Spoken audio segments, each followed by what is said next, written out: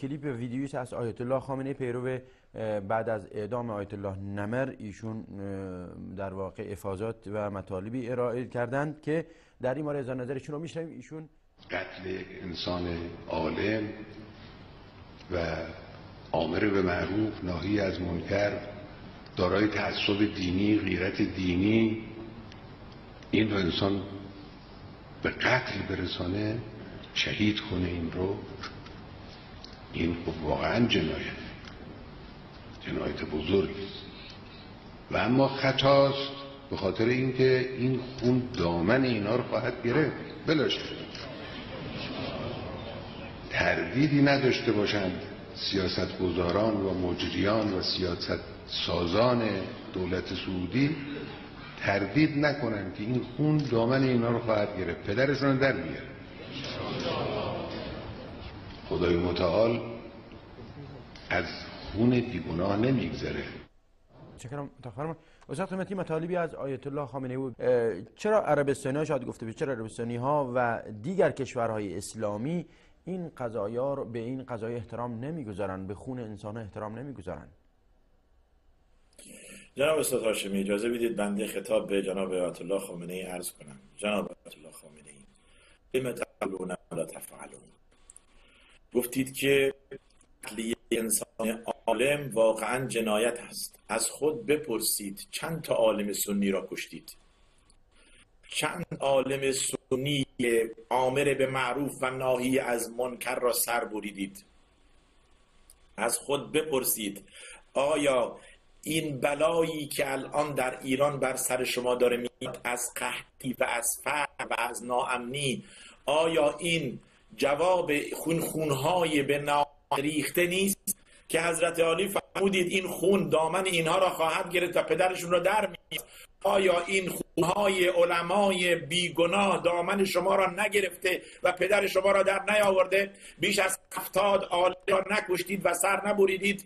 بیش از 70 عالم اهل سنت را اعدام کردید، ترور نکردید؟ جواب اینها کی باید بده؟ جناب آیت الله خامنه‌ای، لم تقولون ما لا تفعلون. چرا چیزی میگویید که خود بدان عمل نمی‌کنید؟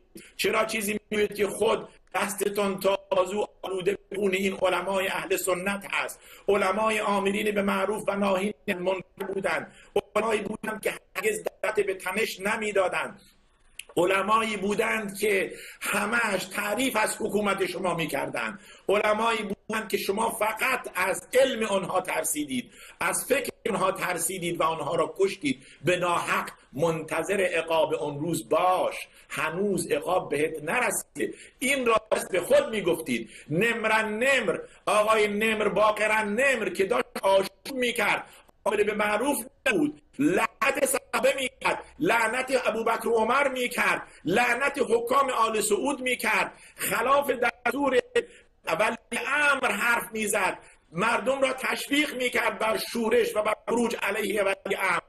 ولی اون 70 عالمی که شما آنها را اعدام کردید و آنها را ترور کردید، هیچ کدام از آنها دعوت خروج علیه ولی امر کردند، هیچ کدام از آنها دعوت به توطئه نکردند، هیچ کدام از آنها دستور به آدم کشتن و ناامنی ندادند. تمام آنها دعوت به توحید بود، دعوت آنها دعوت به یکتاپرستی بود، دعوت آنها دعوت به وحدت بود به مسلمین و ما تحمل نداشتید. تنگ نظری شما باعث شد که دستور دادید آنها را یکی بعد از دیگری به شکل فجیع مسلح شدند و کشته شدند و ترور شدند و اعدام شدند و الان خود منتظر عواقب خون بیگناهان و این علمای آمرین به معروف و ناهی از منکر باشید. چرا نمر باقرن نمر را آمر به معروف و ناهی از منکر میدانید؟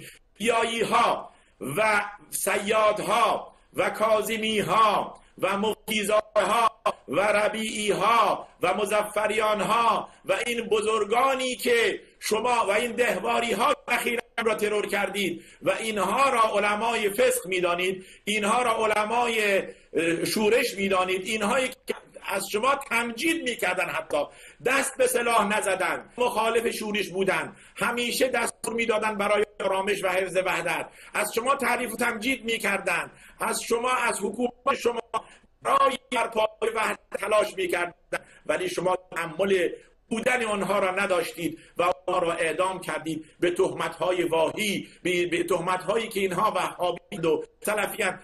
همکنون هم 27 نفر در انتظار اعدام هستند، 27 نفر از جوانان اهل سنت، صرفاً به خاطر عقیده و به خاطر ایدهشون به تهمت سلفیت آنها را دستگیر کرده و آماده اعدام می‌کنید و به زیر چوب اعدام می‌برید.